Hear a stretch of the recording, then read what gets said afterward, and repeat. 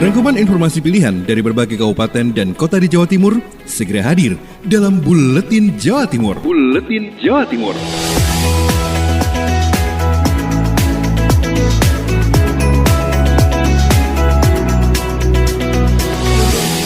Assalamualaikum warahmatullahi wabarakatuh. Salam jumpa sahabat. Ketemu lagi bareng saya Ocha Kalista di Buletin Jatim edisi hari ini. Kita awali untuk informasi pertama. Penerimaan cukai di Pasuruan tertinggi se-Indonesia.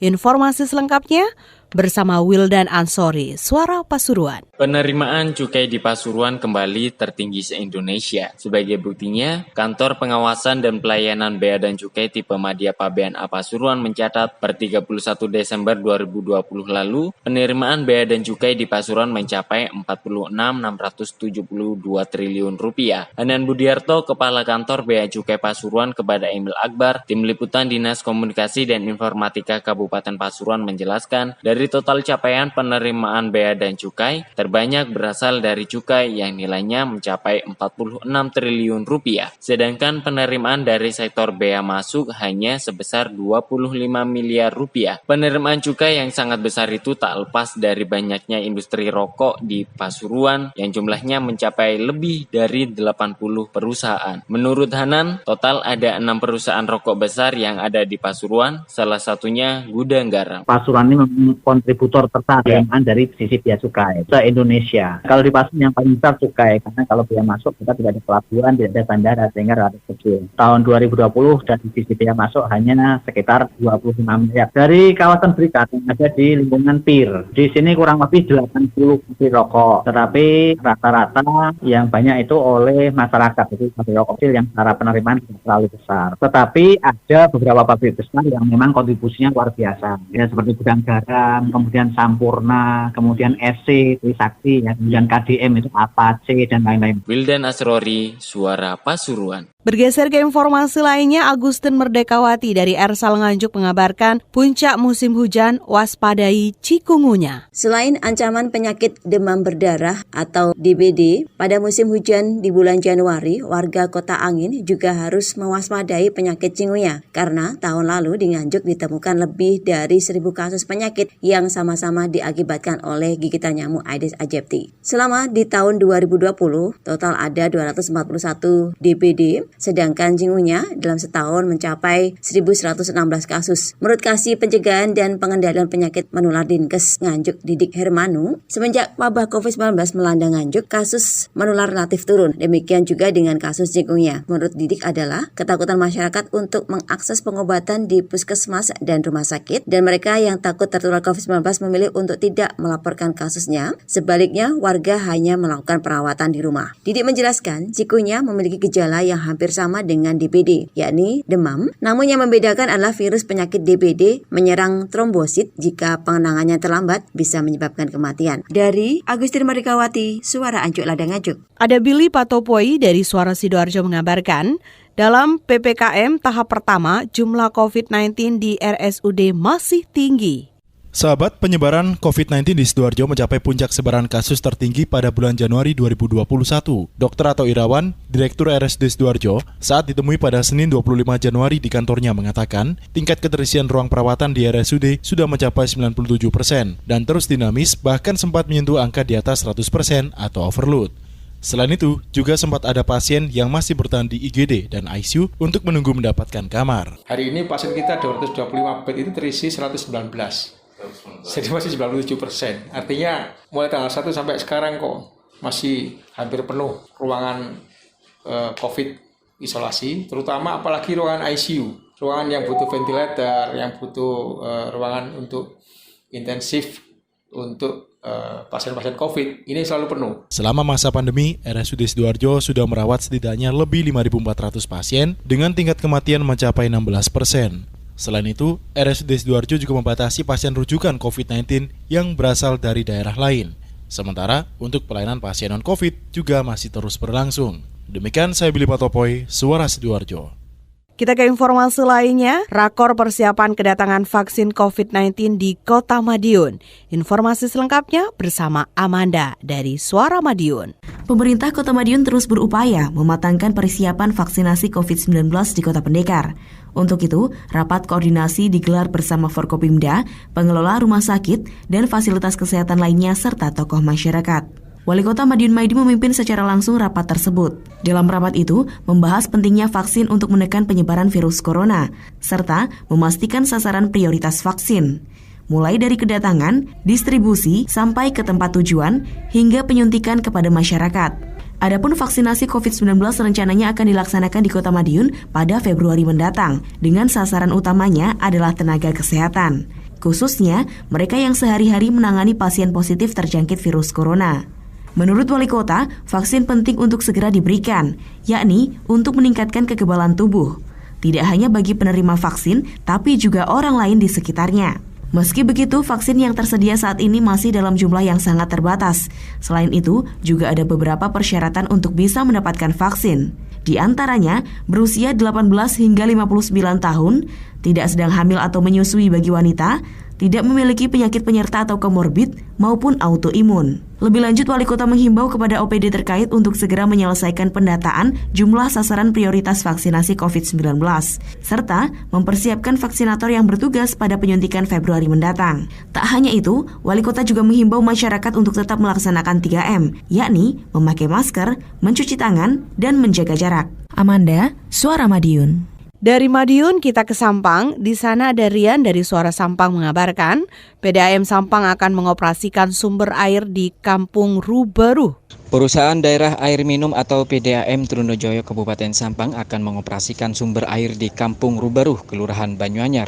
Direktur Utama PDAM Sampang, Dani Darmawan, menuturkan pengoperasian sumber air menjadi prioritas utama sebab sumber air di wilayah tersebut memiliki potensi 30.000 liter per detik, sehingga diyakini akan mampu mencukupi kebutuhan air bersih bagi ratusan pelanggan.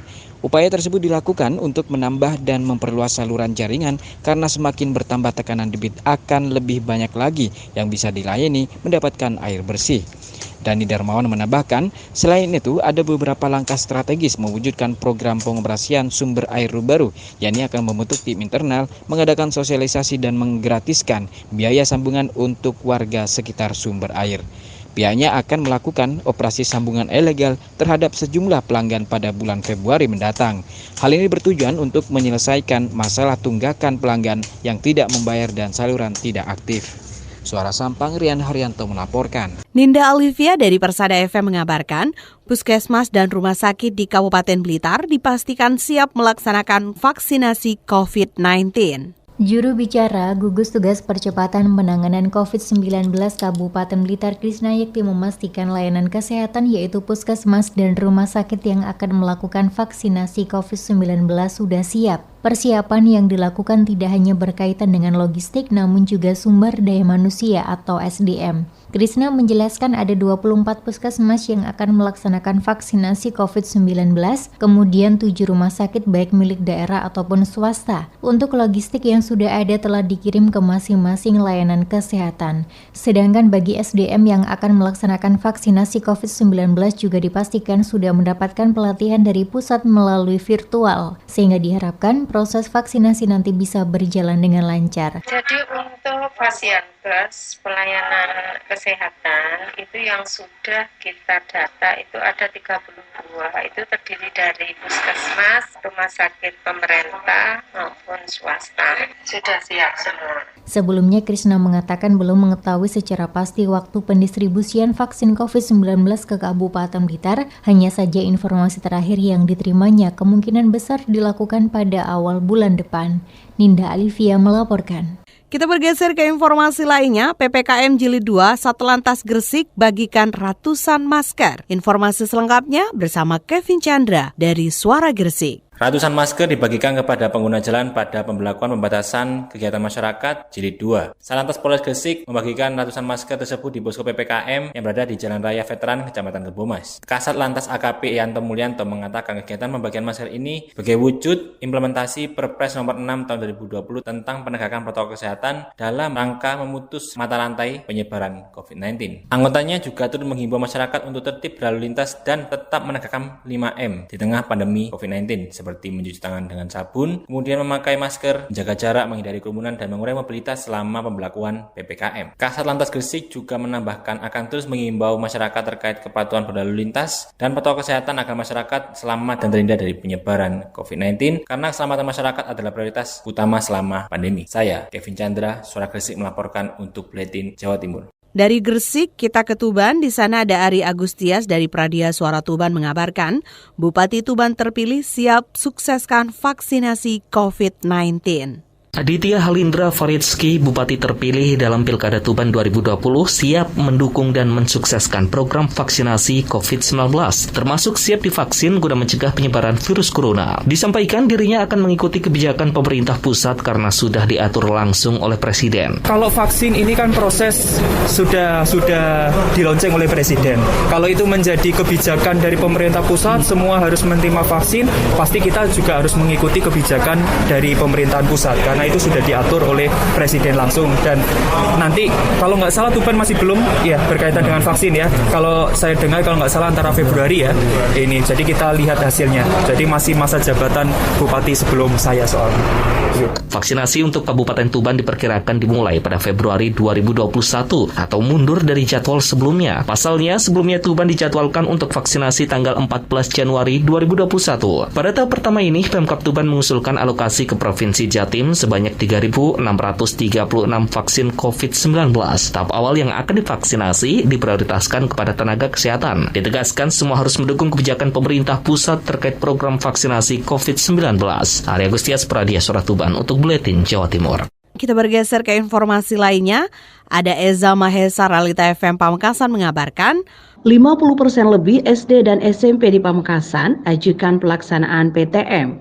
Informasi selengkapnya bersama Eza Mahesa Realita FM Pamekasan. Dinas Pendidikan dan Kebudayaan Kabupaten Pamekasan telah menerima pengajuan 59,4% sekolah dasar negeri dan 75% sekolah menengah pertama negeri untuk melaksanakan pembelajaran tatap muka di era new normal atau kebiasaan normal baru di tengah pandemi COVID-19.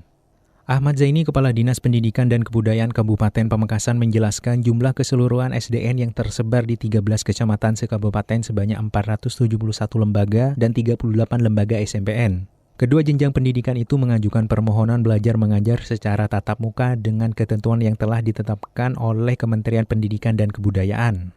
Mantan Sekretaris Dinas Perpustakaan daerah ini memprediksi pengajuan untuk pembelajaran tatap muka disesuaikan dengan kesiapan sekolah masing-masing. Sebab saat ini sudah tidak lagi mengenal zona oranye, kuning maupun hijau, tapi semuanya masuk zona merah. Yang mengusulkan melengkapi sudah 59,49%. SD masih yang ada di saya di sini 471, sekarang sudah 59,49%. Kalau yang SMP sekitar 75%. Yang negeri kita hitung yang negeri dulu ya, 38. Sementara untuk lembaga swasta, tambah Zaini belum ada yang mengajukan sehingga untuk pelaksanaan belajar tatap muka ini tidak bisa terlaksana secara serentak dan hanya memberikan izin kepada lembaga yang sudah siap melaksanakan. Sementara yang lain akan menyusul sesuai dengan kesiapan sekolah masing-masing. Eza Maisa, Realita FM mengabarkan. Kita bergeser ke informasi lainnya. Ada Ica Puspita, Mahardika FM mengabarkan PPKM di Kota Blitar diperpanjang sampai 8 Februari 2021. Kebijakan ini disepakati pemerintah Kota Blitar bersama jajaran Forkopimda dan Satuan Tugas Satgas Penanganan COVID-19 di dalam rapat koordinasi Rakor Evaluasi Pemberlakuan Pembatasan Kegiatan Masyarakat PPKM Senin 25 Januari 2021 di ruang kerja Wali Kota Blitar. Santoso Wali Kota Blitar mengatakan perpanjangan PPKM dilakukan atas beberapa pertimbangan, di antaranya masih rendahnya kesadaran masyarakat untuk mengikuti anjuran pemerintah dan tingginya kasus COVID-19 yang membuat Kota Blitar kini masuk zona merah. Oleh sebab itu PPKM diperpanjang mengacu keputusan Kemendagri tentang perpanjangan PPKM Jawa Bali sampai 8 Februari 2021. Karena berdasarkan laporan dari Kepala Dinas Kesehatan, ini kita sudah masuk pada zona merah. Karena zona merah, maka ya sudah, itu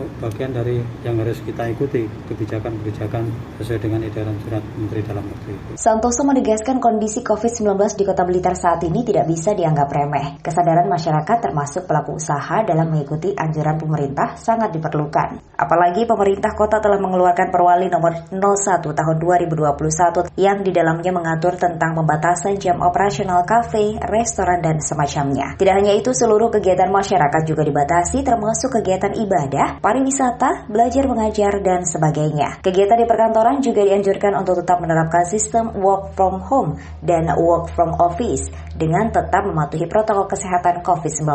Ica Puspita, Mahardika FM.